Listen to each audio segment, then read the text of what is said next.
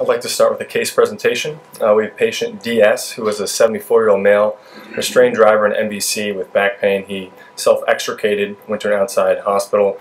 A CT abdomen pelvis showed multiple rib fractures. He was DC'd and was walking to his car when suddenly he was unable to move both legs.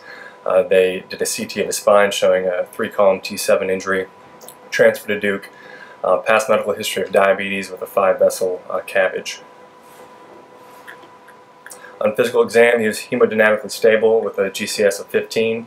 Lower extremity exam, 0 to 5 motor with variable sensation below his umbilicus. Spine exam, decreased rectal tone, though he did report perianal sensation. Had a positive bulbocavernosus test with a downgoing Babinski and no clonus. Here's the CT at the outside hospital showing this 3-column extension injury through T7 under sagittal and axial CTs, and 6 hours later here's our CT scan showing an increase in extension at this fracture.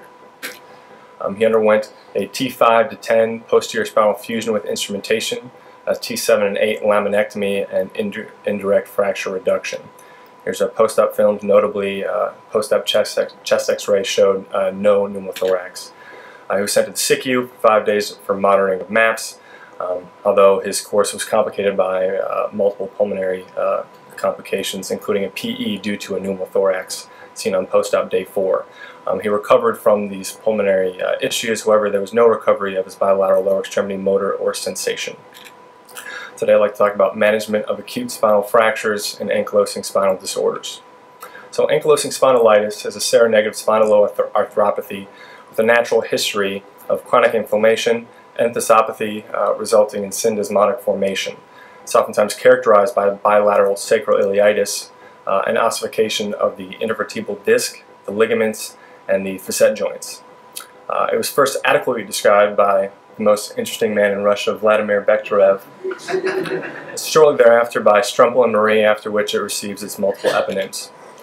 The prevalence is somewhat stable at 0.1 to 1.4%, with a 4-to-1 male to female predominance, oftentimes presenting in the 2nd to 4th decade of life with a strong genetic predisposition. Up to 90 to 95% of these patients with ankylosing spondylitis have a positive B27 variant.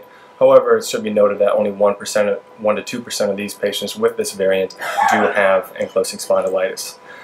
The diagnosis criteria revolves around having a single clinical as well as a single radiographic criteria, including clinically speaking of loss of range of motion and radiographically in reference to the sacroiliitis. Diffuse idiopathic skeletal hypertrophy, or DISH, is a non-inflammatory condition seeing flowing ossifications along the anterior lateral vertebral body, first described by Forestier in 1950, for which it received an eponym. Also known as senile ankylosing spondylitis, since it's rarely seen before the age of 50. It was most descriptively described in the current moniker DISH by Resnick in 1975. Has unknown etiology, though there is many studies linking its association with obesity, diabetes type 2, as well as advanced age. Its prevalence is thought to be increasing, especially in affluent societies, up to 25%, with a slight male to female predisposition.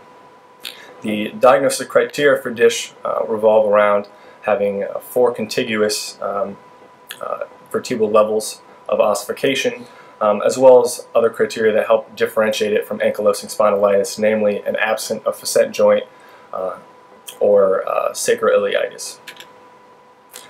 Both have syndesmophyte formation. However, we can see that there's a difference is in the center. DISH has non-marginal formation which spare the disc.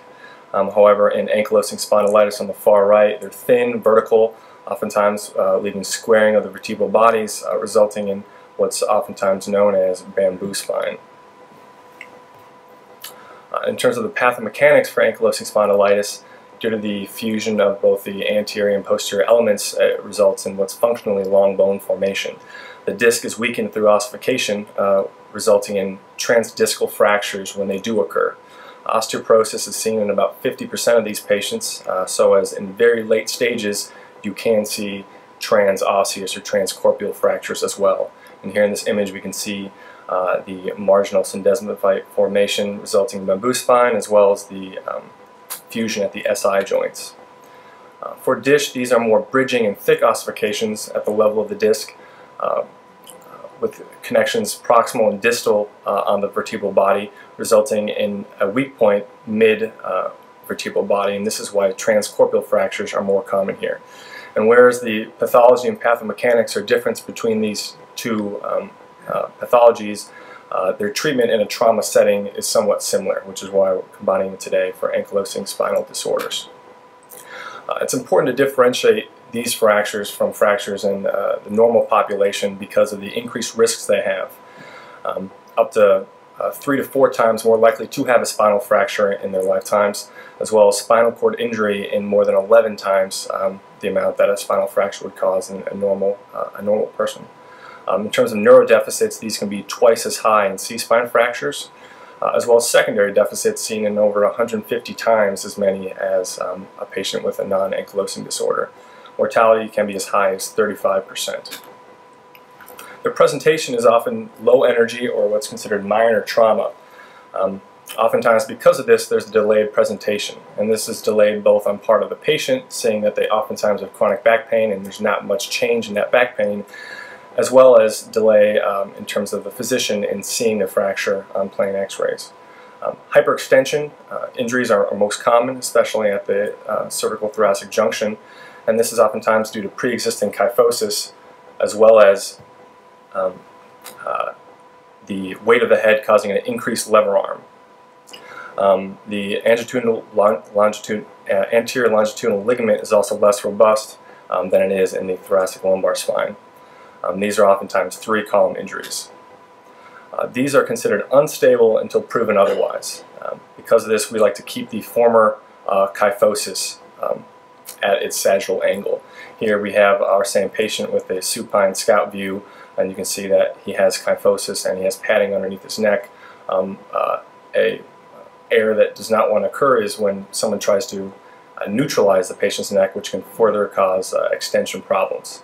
Plain films can see about 60% of these fractures. However, due to the osteoporosis as well as the location of these fractures, these are considered inadequate, and CTs are nearly always warranted. Thin cut CT with 2D recon is the most sensitive, and in terms of getting an MRI, anytime there's concern for compression of the cord, whether this is an epidural hematoma or not, as well as anytime that there is a CT scan that doesn't match the symptoms of the patient clinically, an MR is warranted.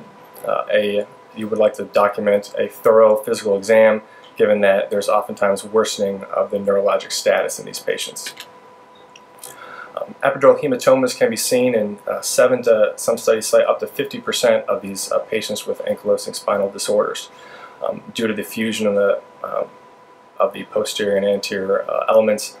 It's a long bone and it bleeds as such. The epidural venous plexus, as well as in ankylosing spondylitis, the hyperemic tissue from chronic inflammation results in this bleed into a rigid canal, which can cause compression of the spine and result in progressive neurologic deficits. The treatment for this is a laminectomy on top of the normal stabilization. Up to 45% of these patients undergo conservative management. However, this is mostly due to the comorbidities limiting them from going to the OR, especially in ankylosing spondylitis. They have oftentimes strong cardiopulmonary manifestations. Options are rigid collar, cervical traction, as well as halos. However, it should be noted when placing cervical traction, the atrophy of the paraspinal muscles, as well as the lack of ligamentous support, mean only about 5 to 10 pounds should be applied in traction. And as we can see in the image here, traction must be placed in the angle of that pre-formed kyphosis deformity, superior and anterior. And this goes for halo placement as well. TSL bracing can be used for thoracolumbar fractures, however, pseudoarthrosis is very common. Treatment is the main option sought by patients with these fractures, and indications include instability, neurodeficits, compression of the cord, as well as irreducible deformities. Caution must be used while intubating these patients, as well as any movement, including the flip to prone in the OR. And the main focus of this construct and this surgery is stability. The patient already has a spine, a fused spine, and whereas oftentimes we limit constructs in order to allow for increased mobility, this is not the case, and more points of fixation are considered better, especially in light of many of these patients having osteoporosis. Pedicle screws are the most stable construct, however in the C-spine, lateral mass screws are oftentimes adequate. When considering surgical approaches and technique, both the fracture characteristics as well as the comorbidities of the patient come into play. The posterior approach and posterior stabilization is the most common, and when there is thought to be a stable anterior column with minimal gapping on imaging, this is oftentimes the technique used. However, in this image seen here, with large anterior gapping, oftentimes a circumferential approach is necessary, either in 1 or 2 stages. And this must be weighed, the stability of the new construct, with the increased OR time. Again, seeing as comorbidities are very common in this demographic, oftentimes a lengthier OR time results in increased morbidity and mortality. The anterior-only approach is essentially not used anymore due to seeing up to 50% of failure with anterior-only. In terms of comparing operative approaches to non-op, the improvement of neurologic status is rare. However, it is more improvement is seen with surgical. Mortality is still high at 23%. However, a grain of salt should be taken when looking at the near 50% mortality for non-op patients, given that most of these non-op patients are such because of their comorbidities precluding them from the OR. When taking a look at complications, seeing as these patients have pulmonary complications at baseline, it's not a surprise to see that they have these complications both surgically and when they have non-op treatment.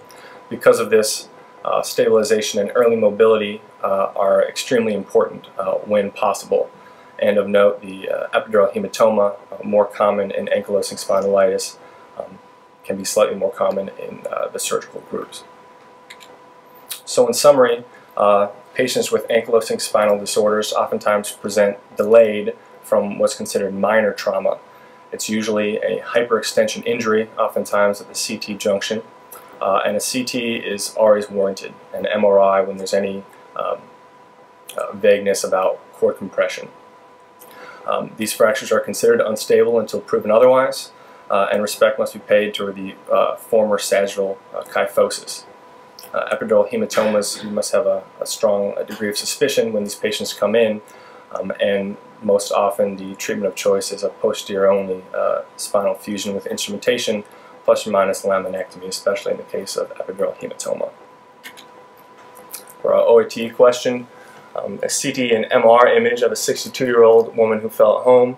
She has severe back pain after this extension injury. Exam reveals severe thoracic kyphosis, but motor and sensory are intact. What is the most appropriate treatment? Here are our images, and it would be posterior arthrodesis. I'd like to thank the spine team, Dr. Richardson, Dr. Erickson, Dr. Mendoza, and Dr. Templeton. I'd like to hear my references and open up for any questions. It's a nice overview of the topic, and I think most people, if you're covering an emergency room, will see someone with ankylosing spondylitis who falls down or has these kind of injuries. And you brought up one of the issues about the pre-fracture deformity a lot of people have. So how do you actually practically get them to get a CT scan or an MRI when they have a lot of kyphosis? What are you going to do with it? You're on call at night, someone comes in. How are you going to mobilize them to get those kinds of images? Right, very carefully. Oftentimes, you place a halo first in order to maintain that degree of kyphosis. These images show severe kyphosis, and in those cases, it's oftentimes hard to place a standard Miami J or rigid cervical collar. But as seen in the images we obtained here, oftentimes in this acute setting, just padding, including pillows and blankets, to keep that head in that place. Strict spinal precautions are oftentimes necessary. However, that is one of the reasons why these patients present with a high degree of secondary deficits from presentation to the time of treatment. Yeah, so I know of at least one case that I was personally involved with that happened just by positioning them in a CT scan. They had someone who was intact who became not neurologically intact. So making sure you have ways to really control their neck. It's a lot like little kids. You don't want to put their heads flat on their little kids because their head's too big. It has to really be.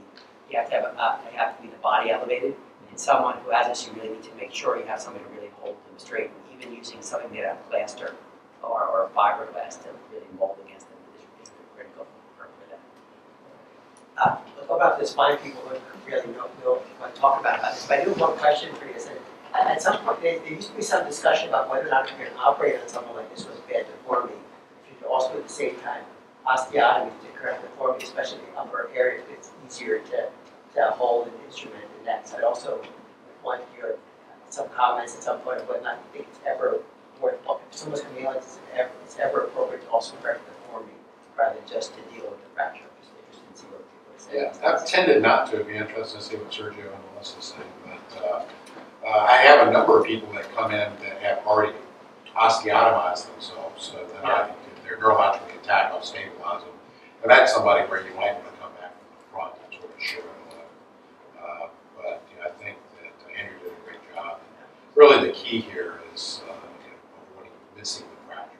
So if somebody comes in with an ankylosing spine and they have pain after a minor accident, the onus is on you to prove that you don't have a fracture. Melissa, do you do any osteotomies acutely? No, not acutely. A lot of times these show up where somebody tried treating it conservatively and some kind of paleorthosis, and then they have progression of their deformity, so then you just correct them later. And my presentation about doing them acutely is you've already got a continuous cord, so this is something you want to for sure monitor during surgery. Traumas always tend to bleed more and just the tissue more evidence, and so I think it's just one more middle factor to try to treat acutely. So this is not right at the time. But the other time you'll see this where somebody's neurointact is when they try to intubate them. It's not just position that CT scanner, but when anesthesia or the ER is trying to stick a tube down their throat, they crank them back and just make sure to tell them, hey, this patient's got a hepatic deformity and we don't want to do something just trying to get the airway down. Any other questions?